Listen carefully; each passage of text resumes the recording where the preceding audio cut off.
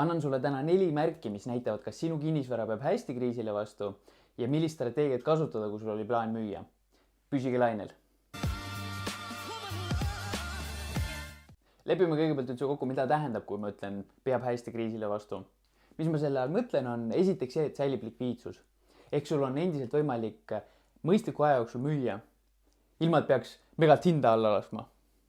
Ja teiseks, hindades korrektsioon tuleb, aga nendel objektidel peab hind siis veidi paremini vastu. Aga esimene märk siis, et kinnisvara elab hästi kriisi üle. Ta on heas asukohas. Täpselt sama vara võib käituda väga erinevalt olenevalt asukohast. Tavalisel turul ka muidugi asukoht megalt mõjutab, aga sellisel ajal see efekt võimendub niimoodi. Kõige parem näide asukoha erinevusest on alati Lasnamäe. Sul on täpselt samasugused korterid, täpselt samasugused majad, aga kui heal turul, Ümerasse väga ei tahetud, Paekaares samasugune korter osteti kohe ära, siis tänasel turul, kehvemas asukohas mitte keegi ei osta, heas asukohas tehingud veel toimuvad. Positiivne märk number 2. Sihtrühm sinu kinnisvarale on esimese kodu ostja.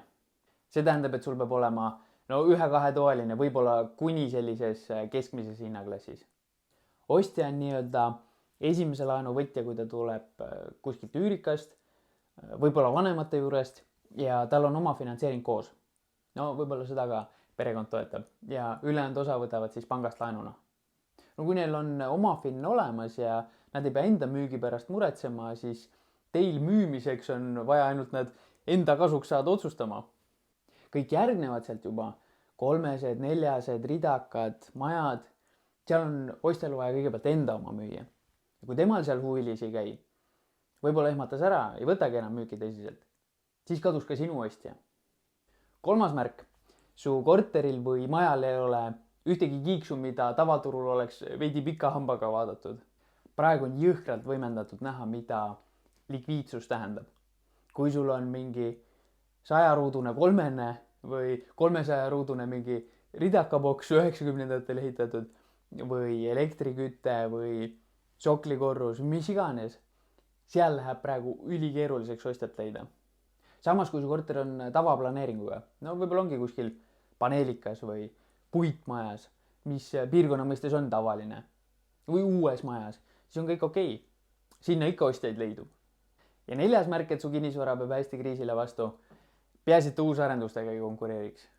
Kui sul on selline paar aastat vana korter ja põhimõtteliselt sama hinna eest saab samas piirkonnas osta uusi kortereid 10% sissemaksega, siis see vähene nõudlus, mis täna on, see läheb kõik sinna. Sul saab väga raske olema konkureerida. Ehk tänasel turul on tunduvalt lihtsam müüa korterit, millel on uusarenduse hindadega korralik vahe sees. Aga mida teha, kui sul oli plaan müüa? Võib-olla mõtled, kas sinu korter ikkagi läheks tänasel turul? Millist strateegiat siis kasutada? Variant 1. Sul on vaja müüa. Sa pead elukohta vahetama. Võib-olla pere kasvab, midagi sellist. Mine vaata mu videot 4 sammu, mida teeksin, kui peaks täna müüma. Ja valmistu sõjaks. Päriselt. Eelmisel nädalal lindistasin selle video. Panen lingi siia alla kuskile, mine vaata. Sest täna on turul tõesti kõva konkurentsi ostjate pärast. Ainult kõige atraktiivsemad pakkumised müüvad. Variant 2.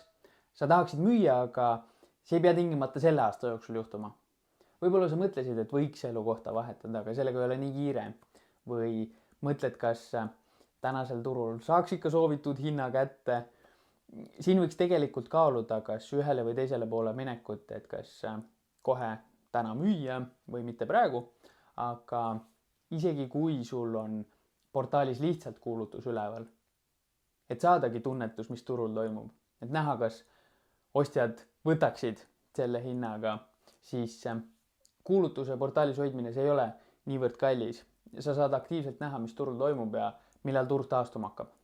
Variant 3. Kui siin videos jagatud märgid üldse ei räägi sinu kasuks ja konkurendid on juba hinna niimoodi alla lasknud, võib-olla uuega ei mängi numbrid üldse enam välja, siis võta ta maha. Oota, millal turg läheb aktiivsemaks. Mis siin ikka nii hull on? Alati on variant oodata veidi aktiivsemat turgu, et oleks nõudlust või et saaksid uue kodu osta. Kui praegu on tegemist su elukohaga, sa juba elad seal. Isegi kui see tähendaks aastaks veel mingit ebamugavust, siis suure tõenäosusega see ära ei tapa. siis saadki rahulikult raha koguda, et mingi hetk see lüke siis ära teha.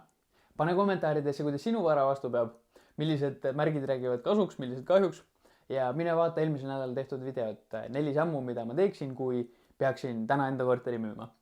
Näeme juba järgmisel korral. Seniks, tšau!